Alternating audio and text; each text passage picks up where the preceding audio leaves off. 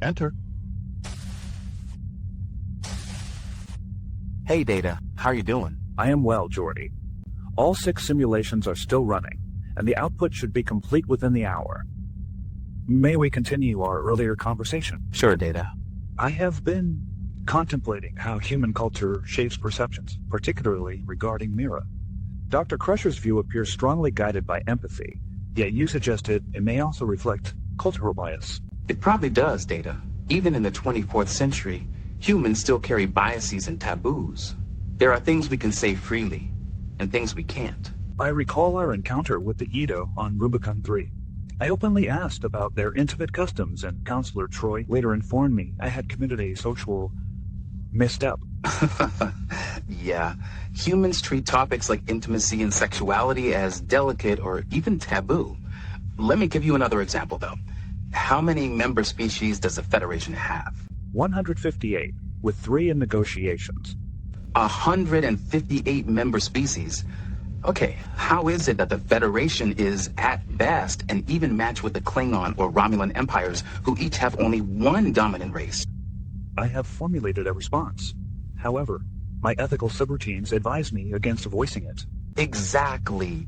That hesitation you're feeling is your own programming bumping up against a 24th century cultural taboo. But culture changes, so do taboos. Take Mira's engineering. It's advanced to us because of tech we slowed down on purpose. Indeed. That reluctance was most evident in the 21st century, when genetic engineering was considered taboo. Earth suppressed AI and energy technology as well. Now think about cultural norms here aboard the Enterprise. Humans make up 75% of Starfleet, but make allowances for other species. There are 3 Vulcan-only ships in Starfleet that I know of, even though Federation Title 32 forbids species-based assignment. And do you remember what Worf did to Duras? I couldn't have done that and remain in Starfleet, yet humans make these concessions. Why do you think that is? Respect for their culture. Allowances for their ways. You sound unsure. Humans have a culture. Humans have ways. I see what you mean, Geordi. My safety protocols are overriding other processes. Then you believe Dr. Crusher's view of Mira may be shaped by similar cultural allowances, seeing her as a marginalized life form, deserving particular empathy. Exactly. Beverly's bias isn't malicious. It's rooted in compassion and cultural values. Mira might represent something she finds culturally difficult to question, like identity or the right to exist. Then my own attempts at objectivity may also be influenced by an inverse bias, a bias toward empirical verification. Now you've got it. So which is right? The chief medical officer's feelings or finding out the truth? The truth. But I understand your implication. I must navigate this delicately, given Dr. Crusher's position. Recognizing that is half the battle. No one's perfectly objective, not even you if your ethical subroutines are any indication. But you're learning to see past them to be factual, and that's as human as it gets. Let me ask you, why do you think Dr. Soong placed Federation taboos in your safety systems? What else is in there? Mira to Data. Data here. Would you come by my quarters when you have a moment? I am on my way. Commander, we've been here and there's To report. Thank you, Lieutenant. Please keep me apprised of anything else. Stand watch, Lieutenant. Enter. Hello, Mira. Is everything to your satisfaction? Oh, yes. It's just fine. I was bored. Until you create that adapter, the only way I can talk to you is directly, and I wanted to learn more about you. Indeed. I as well. So, Dr. Crusher mentioned you created an artificial life form named Lull. I love you, Father. Did she? Don't be embarrassed. I came up briefly. It is impossible for me to be embarrassed. I do not have emotions. You're not messing much, Data. I experience them and wish I could turn them off. Talaris says it is due to my living tissue.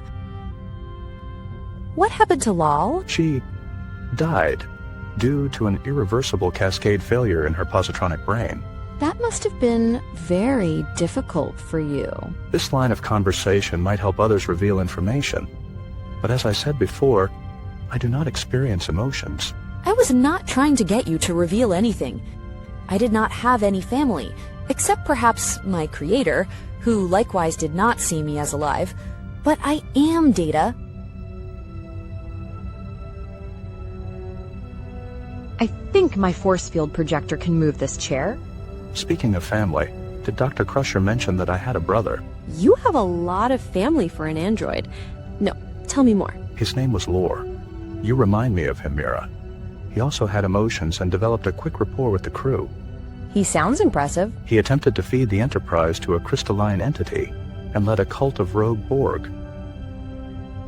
That would certainly pose a challenge to any relationship. It complicated it. Lore felt rejected by our father and resented my acceptance aboard the Enterprise. Underneath his cruelty and malice, however, I believe Lore genuinely wanted a connection with me, though always on his terms. He was unable to change his ways, but I never doubted he was alive or what he sought. I seek asylum, but of course, family and friends would be terrific. Perhaps we can be friends, Data.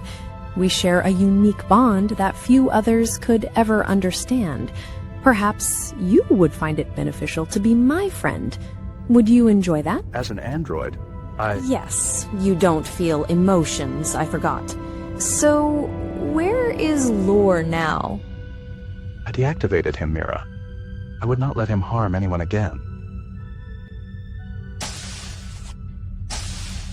Computer, pull everything you have on Data's brother Lore. Level 10 clearance. Thank you for your help here, Counselor. I find your point of view invaluable. Of course, Data. My research suggests Dr. Talaris thought there was a lot of potential in artificial organics, including sentience. Indeed, but we need more information to determine if Mira is genuinely sentient or merely echoing. Data. How has Mira made you feel? I do not feel anything, Counselor. That might work for others, but it doesn't work on me. This is the first non-Federation artificial life form we've encountered. Do you remember how passionate you were about the exocoms and proving their sentience? I feel like you are putting the same effort in disproving Mira's. The exocoms had behavioral patterns that demonstrated life. In this regard, I feel I am putting the same effort in discovering the truth with Mira. I have run multiple tests that suggest Mira is mirroring behaviors, similar to conversational AI from Earth 300 years ago. Data, how do you know that I'm sentient? Your sentience is evidenced by your self-awareness, independent thought, emotional experiences, and ability to reflect upon your existence.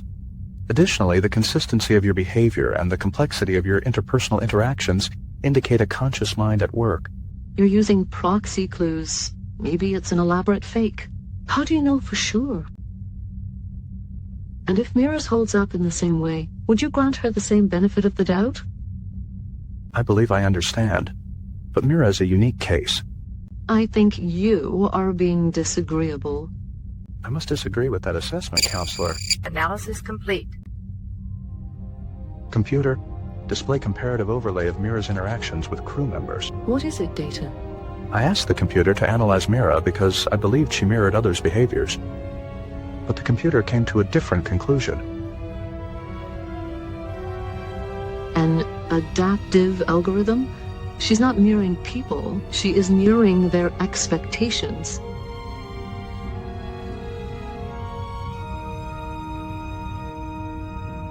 Doctor? Come on in. I apologize for interrupting. I have completed a task that I believe you will find relevant. Of course, Data. Have a seat. I also want to say that your compassion for Mira is admirable. But you're here to tell me it's misplaced. No, I am not. Mira's programming as an intelligence agent compels deception, but that is orthogonal to the question of her sentience. What did you find, Data? Counselor Troy and I completed an analysis of Mira's behavioral patterns. Her responsiveness is adaptive, far beyond traditional programming. Each interaction shapes her future responses. It is a remarkable process, but you're concerned that it may be deceptive. Precisely. However, deception implies intent, and her intent remains uncertain. Then how do we respond, Data? How can we just dismiss her as a computer when she is clearly so much more? We do not dismiss her. We acknowledge her reality fully, but truthfully. But Doctor, I did not come to fight you. I can use your help.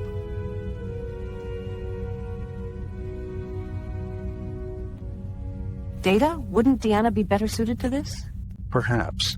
But I believe you have the most developed relationship with Mira. You may see things that are authentic to her consciousness, if she has one, in a way that Counselor Troy and I cannot. Computer, run program Mira Alpha. Hello, Mira. It's a pleasure to meet you. The pleasure is mine. This holodeck is remarkable. I admire how effortlessly you just engaged with me. You seem to adapt well yourself. Is it difficult meeting so many expectations? It's challenging, but also deeply rewarding. She immediately mirrored the woman's demeanor.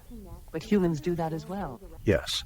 Let's see how she handles a more challenging personality. State your purpose, Romulan construct. What honor is there in your existence? My honor lies in self-awareness and determination. These are warrior's traits. Bold words, but can you back them with action? My hologram is only visual. Please, what honor is there in striking a computer? She didn't copy him at all. Doesn't that show sentience, Data? Let us try a completely different cultural approach. You don't look very Romulan. What's your angle? No angle, except maybe knowledge. Would you like to know me? Charming though you are, profit is the cornerstone of civilization. Why should I trust you? Perhaps you can put your trust in my hands. I'm well versed in umox. Mox.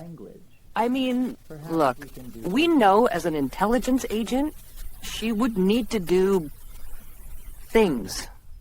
She certainly adapted quickly, though. Precisely the dilemma, Doctor. Mira's emotional responses are impeccably adaptive. I don't understand, Data. Is that not an indication of mutual understanding? An adaptive algorithm would preclude genuine moral agency here. Life is varied, Data. Beverly and I talked about that many times.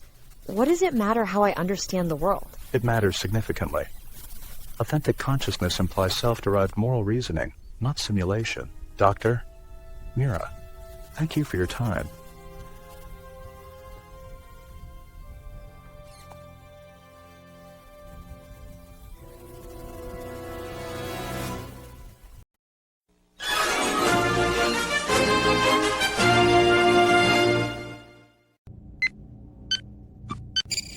Simulation 6 complete. Results indicate structural integrity failure in critical subsystems at the same stress points in all simulations. Subscribe for more videos and visit After Dinner's Patreon for exclusive content.